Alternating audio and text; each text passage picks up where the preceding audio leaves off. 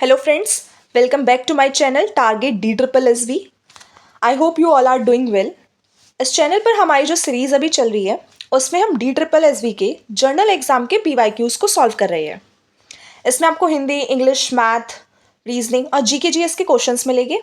ये सीरीज़ आपको आपके आने वाले upcoming exam DSSB MTS, DSSB court attendant, DASS grade 2, TGT, PGT इन सभी एग्ज़ाम्स में आपकी बहुत मदद करेगी। आई होप आपको ये सीरीज़ अच्छी लगेगी। अगर आपको मेरा चैनल पसंद आए, आपको ये वीडियोस पसंद आए तो do like, share and subscribe my channel. तो आइए अब शुरू करते हैं। आज के इस वीडियो में हम इंग्लिश के क्वेश्चंस करेंगे। The professor delivered a lecture so dash that even the most inattentive students listen with complete focus.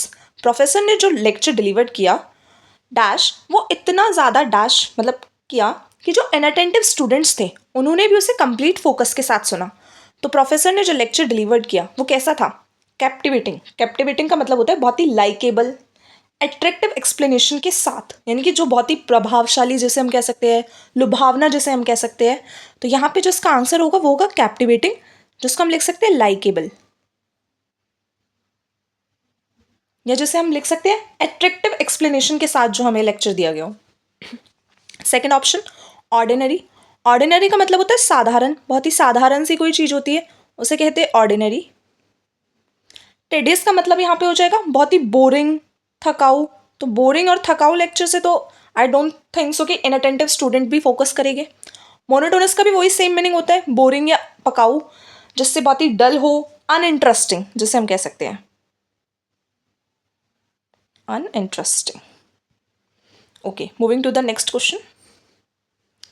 A government ruled by religious leader, इसमें हमें वन वर्ड सब्सटीट्यूट बताना है इसका। एक ऐसी सरकार जिसको धार्मिक नेताओं के द्वारा चलाया जा रहा हो।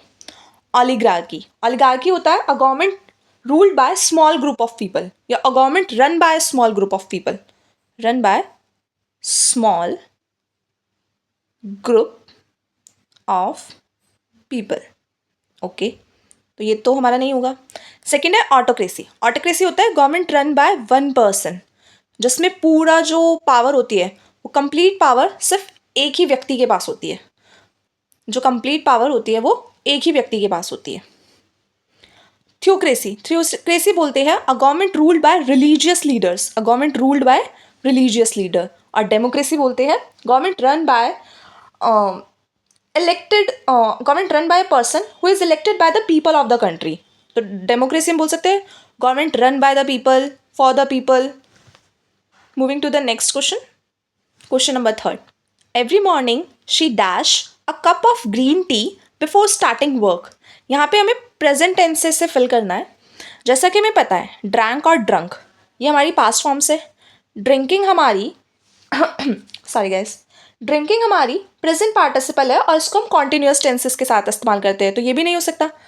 Drinks, every morning she drinks a cup of tea before starting work. तो यहाँ पे ऑप्शन नंबर होगा fourth. Moving to the next question. Question number fourth, select the most appropriate option to fill in the blank.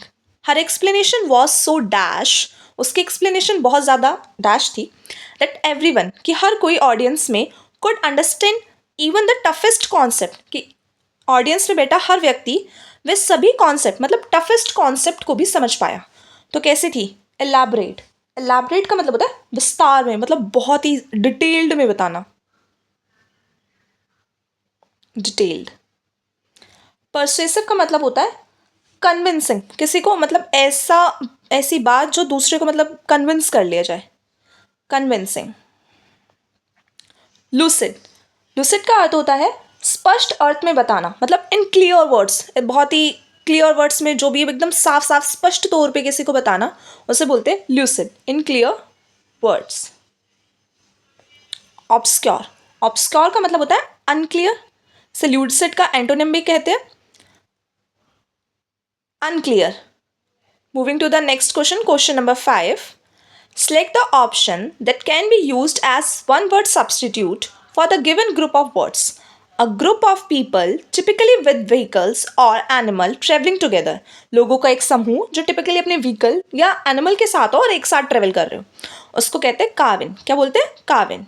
आइए बाकी options को भी देख लेते हैं। हॉर्ड, इसके हॉट कहती है ग्रुप या टीम को जो मतलब फिरने वाले लोग होते हैं इधर से उधर, गिरोह जिसे हम कह सकते हैं।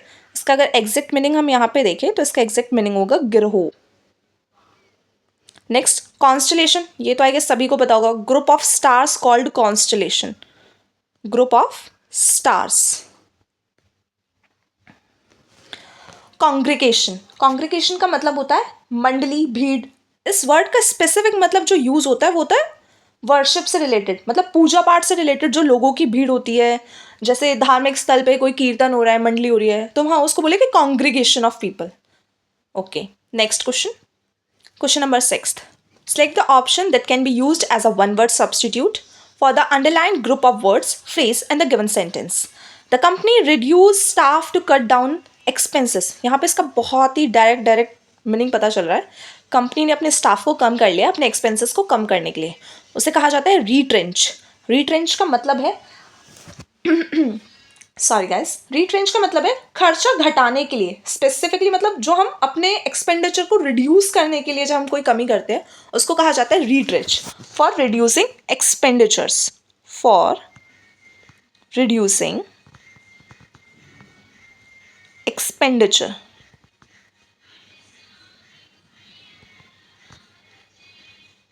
ठीक है, कर्टेल का मतलब होता है, कर्टेल एक बहुत ही ब्रॉडर टर्म है, इसे छोटी ड्यूरेशन के लिए हम इस्तेमाल करते हैं, मतलब ड्यूरेशन को कम करने के लिए, किसी समय अवधि को कम करने के लिए।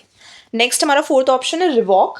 रिवॉक का मतलब होता है ऑफिशियल हम किसी चीज़ को कैंसिल कर दें जिससे कि वो उसके बाद वैलिड ना रहे, ऑफिशियली कैंसिल समथिंग जिसके बाद so that it is no longer valid. तो यहाँ पे जो हमारा आंसर होगा वो होगा option number 2। Moving to the next question, question number 7th। यहाँ पे हमारे वो PQRS वाले क्वेश्चन आ गए, जंबल सेंटेंस वाले। फर्स्ट हमें अपने यहाँ पे देखिए, फर्स्ट हमें सेंटेंस की स्टार्टिंग बिगनिंग हमें दे रखी है, बाकी के हमें पार्ट्स को से अरेंज करना है। डायबिटीज हैज़ लॉन्ग, अब बाकी के ऑप्शन पढ़ लेते हैं। A silent epidemic but its roots often affecting millions world wide that commonly recognised lie much earlier. अगर यहाँ पे हम देखें तो diabetes has long, a silent epidemic, सबसे पहले P, then but it roots often, नहीं हमें R, affecting millions world wide, but it roots often, लेकिन इसकी जो जड़ें है वो अक्सर, lie much earlier than commonly recognised.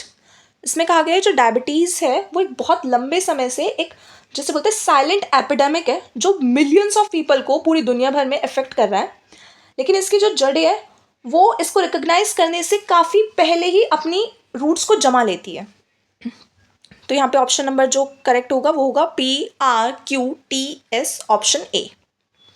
Next question, parts of a sentence are given below in jumbled order. फिर से वही जम्बल सेंटेंस हमें दिया गया है। Connect people and things across the world, तो यहाँ से तो हमारा देख सकते हैं आप क्वेश्चन स्टार्ट नहीं हो सकता। Digital technologies sorry guys, digital technologies have evolved from stand-alone projects, C option, and help address personal and global challenges, D, to network of tools and programs that। तो हम यहाँ पे अब स्टार्ट करते हैं डिजिटल टेक्नोलॉजी से। Digital technologies have evolved from stand-alone projects to network of tools and programs, okay, सबसे पहले B, then D, connect people and things across the world, then A, and last में and help address personal and global challenges. तो यहाँ पे हमारा option number होगा A. Next question number 9th, select the appropriate option to fill in the blank. The mountain trail was dash making it dangerous for beginners. Mountain की जो trail थी वो बहुत ही डैश थी कि उसने बिगिनर्स के लिए इसको बहुत ज़्यादा क्या बना दिया था, डेंजरस बना दिया था, खतरनाक बना दिया था। तो टाइनी का तो मतलब होता है स्मॉल, मतलब छोटा सा, छोटी चीज़ कैसे किसी चीज़ को डेंजरस बना सकती है। ब्रॉड का मतलब होता है बहुत ही चौड़ा, जैसे हम वाइडर बोल सकते हैं, वाइड। लार्ज का मतलब बिग, बड़ा, ये बहुत ही ईजी है। स्टीप, स्टीप का मतलब होता है ढलान वाली चीज़, मतलब बहुत ही जिसमें तेज़ी से बहुत ही ढलान हो, जैसे हम बोल सकते हैं स्लैंट, जैसे इस तरीके की चीज़, ये मतलब बहुत ही ढलान वाली चीज़, जिससे कि ये जो माउंटेन ट्रेल है वो बहुत ही क्या था, स्टीप था, इसने बिगनर्स के लिए और भी ज़्यादा डेंजरस थी ये चीज़। Question number 10th, the kitten was so dash everyone wanted to hold it. Kitten थी बहुत ज़्यादा क्या थी, हॉरिबल, बहुत ही भयंकर थी किटन, मतलब बहुत ही जैसे बोलते हैं हॉरिफिक या ड्रेडफुल, भयंकर, ठीक है। स्ट्रेंज, बहुत ही अजीब थी, नहीं, अगर अजीब होती तो हर कोई क्यों चाहता उसको होल्ड करना। एंग्री, गुस्से में थी, गुस्से में होगी तो कोई भी नहीं चाहेगा उसको होल्ड करना। किटन बहुत ज़्यादा क्यूट थी, क्यूट थी, जिसका हम बोल सकते हैं बहुत ही एडोरेबल थी, बहुत ही प्यारी थी, बहुत स्वीट थी, बहुत ही लवली थी, लविंग थी। तो यहाँ पे ऑप्शन नंबर होगा fourth. Moving to the next question, question number 11। Part of a sentence are given below are jumbled, again jumble sentence. Middle class population along increasing is cost line, ये बहुत ज़्यादा easy है। Middle class population is increasing along cost side, cost lines, along middle cost lines class population is increasing, ये तो बिल्कुल भी नहीं बैठ रहा है। Class population is increasing along middle cost line, class population बढ़ रही है मिडिल कॉस्ट लाइन के, बिल्कुल नहीं। Population is increasing along middle class cost line, नहीं। तो यहाँ पे ऑप्शन नंबर होगा 2।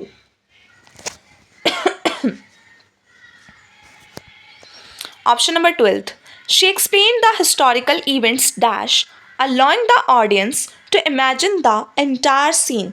उसने हिस्टोरिकल इवेंट्स को ऐसे एक्सप्लेन किया कि ऑडियंस उस एंटायर सीन को इमेजिन कर पा रही थी। तो यहाँ पे हमारा फर्स्ट जो ऑप्शन है वो है फेंटली, मतलब ये बहुत ही थोड़ा ऊपर ऊपर से मोटा मोटा किसी को समझा दिया, नहीं। डिमली, डिमली का मतलब होता है अनक्लियर तरीके से, मतलब किसी को समझ ही नहीं आया, बस समझा दिया, बहुत ही अनक्लियर या अस्पष्ट रूप से। वीकली, बहुत ही कमज़ोर तरीके से भी हो सकता है, और साप्ताहिक तरीके से तो नहीं होगा, बहुत ही कमज़ोर तरीके से, मतलब बहुत ही लो लेवल पर, नहीं। यहाँ पे होगा ऑप्शन नंबर 4, विविडली। विविडली का मतलब होता है क्लियरली, क्लियरली। उसने ऑडियंस को हिस्टोरिकल इवेंट्स को बहुत ही क्लियरली एक्सप्लेन करा, बहुत ही स्पष्ट रूप से, बहुत ही इंटेंस मैनर में, कि सब ऑडियंस उस पूरे एंटायर सीन को इवन इमेजिन कर पा रही थी। क्वेश्चन नंबर 13, फिर से एक para jumble. Life in India, starting हमें दे रखी है, हमें बाकी को उसको अरेंज करना है। Life in India, a country, अब इंडिया के बारे में बताया गया है, a country known for its cultural diversity, bustling cities, उसके बाद एंड डीप रूटेड ट्रेडिशन। अब हम कल्चरल डाइवर्सिटी, बस्लिंग सिटीज़, तो हम साथ में अभी इंडिया की ही अभी हम बात कर रहे हैं। Offers a unique blend of modernity, ठीक है। अब उसके बाद सबसे पहले आएगा option 1, then 3, then 2 and heritage, where advance technology and urbanisation coexist with edge old customs, festivals and a strong sense of community. तो यहाँ पे होगा 1, 3, 2 and then 4. Option number 2. Okay. Moving to the next question. Question number 14th. Select the option that can be used as a one-word substitute for the given phrase. A belief that pleasure और happiness is the highest good in life. एक विश्वास की जो pleasure और happiness होता है वो ही सबसे बड़ा आपका हाईएस्ट गुड है आपकी लाइफ में, वो ही सबसे बड़ा धन है आपका। तो यहाँ पे होगा ईगोटिज्म।